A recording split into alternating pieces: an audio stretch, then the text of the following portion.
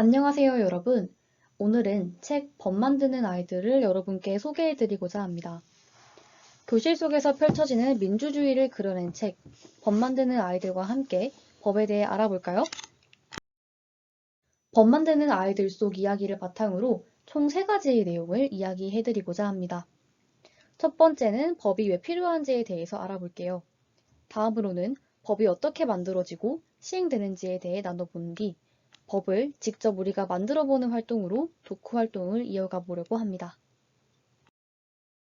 여러분, 과연 법을 왜 필요할까요? 나라가 잘 운영되기 위해서? 아니면 죄를 지은 범죄자들을 처벌하기 위해서?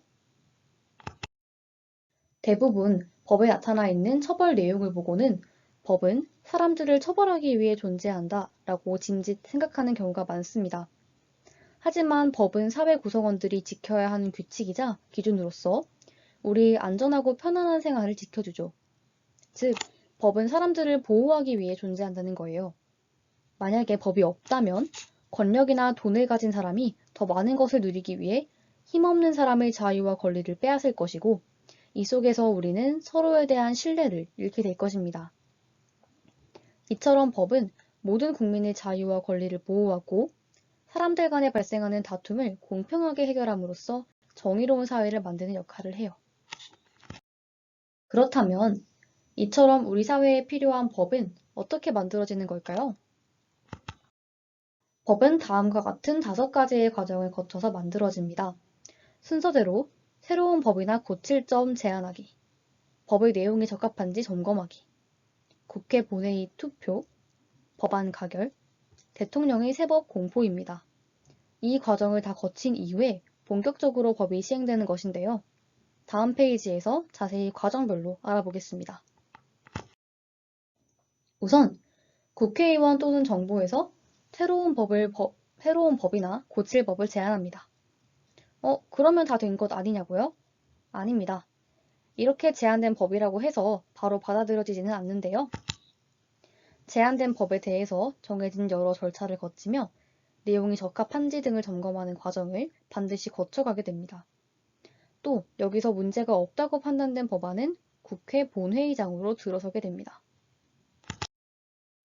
국회 본회의는 국회의원들이 모여 제안된 법을 살펴보고 의견을 나누거나 토론하는 회의입니다. 이 회의는 법안을 가결하는 곳이기 때문에 매우 중요한데요.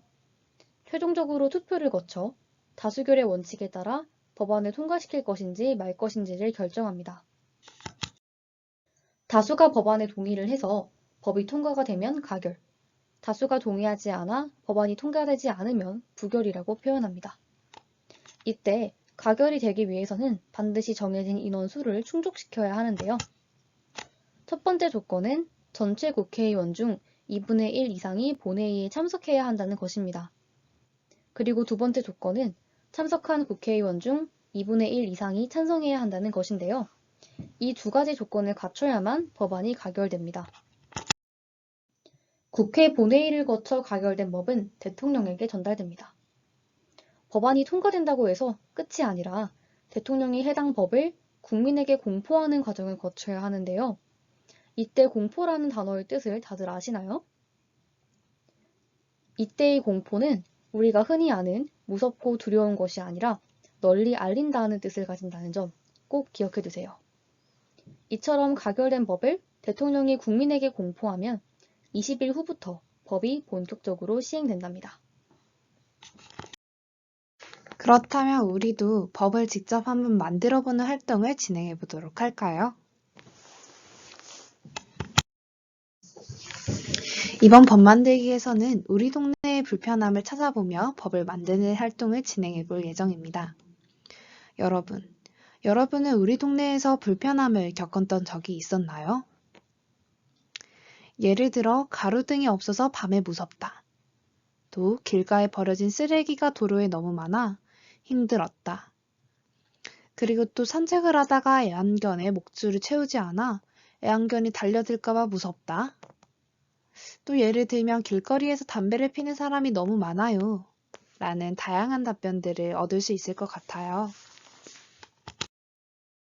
여러분, 그러면 우리가 느끼고 있는 우리 동네의 불편함을 해소하기 위해서는 어떻게 하는 것이 가장 좋을까요? 오늘 우리는 그 해결 방안으로 법 제안하기 활동을 저희에게 제안합니다. 모든 친구들과 우리 동네에 필요한 개선 방안을 알아보고 법을 제안해보는 활동을 진행해 보도록 할까요?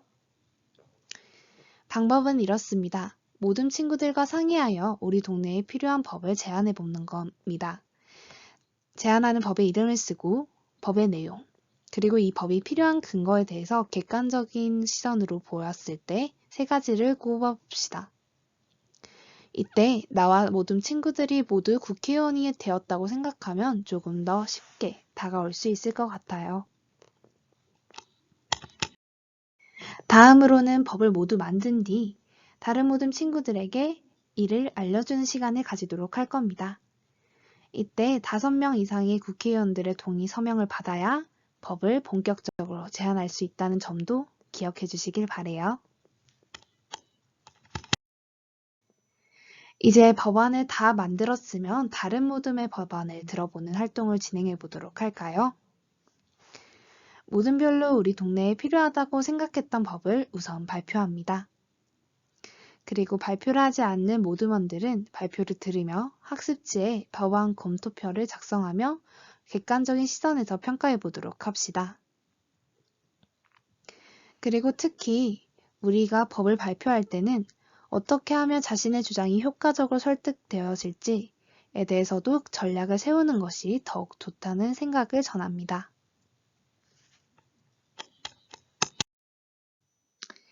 법안을 검토할 때는 다음과 같은 항목에 따라 검토를 진행해 볼 예정인데요. 평가 항목 첫 번째는 이 법이 누군가 또는 모두에게 필요한 법인지를 알아보는 필요성. 그리고 두 번째 평가 항목은 실현 가능성. 법을 실행하는 것이 현실적으로 가능한지의 여부를 따지는 항목입니다. 그리고 평가 항목 세 번째는 공공복리성입니다. 이 법이 만들어졌을 때 많은 사람들에게 이로움을 줄 수 있는지에 대해서도 한번 생각해보며 총점 30점 만점으로 평가를 해보도록 합시다. 그리고 이 총점을 매기기 전에는 그 이유 역시도 생각하는 시간을 가져보는 것이 좋을 것 같습니다. 제안과 평가를 거치며 여러분들의 느낀 점은 무엇인가요? 법이 우리 사회에 얼마나 중요한지에 대한 생각이 더욱 드셨나요? 이때 법 제안하기 활동을 하면서 우리 사회에서의 법의 역할, 의미, 중요성은 무엇인지에 대해서 생각해 볼 수 있는 시간이었는데요. 여러분들이 말하는 법이 중요한 이유는 과연 무엇인가요? 다음 활동지를 통해서 우리 사회에서 법이 중요한 이유에 대해서 작성해 보도록 합시다.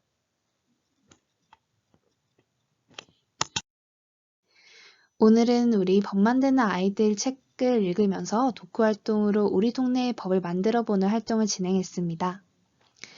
동네의 법을 만들며 여러분들이 법의 중요성을 깨닫고 또 법을 준수하는 민주시민으로서의 자세를 실천할 수 있는 아이로 나아갔으면 더욱 바랍니다. 감사합니다.